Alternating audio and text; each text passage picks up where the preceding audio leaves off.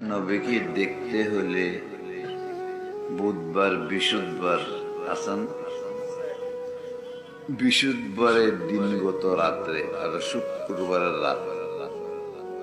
এই শুক্রবারের রাত্রে পবিত্র জায়গায় একটা ঘরের মধ্যে করে আতর গোলাপ লাগাই দিয়ে সুন্দর করে, তারপরে সেখানে কেউ থাকবে না, তুমি ধ্যান করবা যে নবীকে তুমি দেখতেছ, নবী তোমাকে দেখতেছে।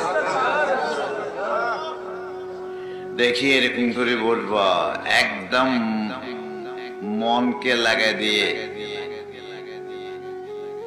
আল্লাহুম্মা সাল্লি আলা সাইয়্যিদিনা মুহাম্মদ নবীল উম্মি ওয়া আলিহি ওয়া সাল্লাম।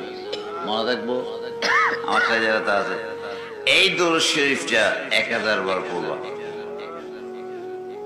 এক বৃহস্পতিবার, দ্বিতীয়বার 7 বৃহস্পতিবার অতিক্রম করতে না, নবী তোমার দেখা দেব।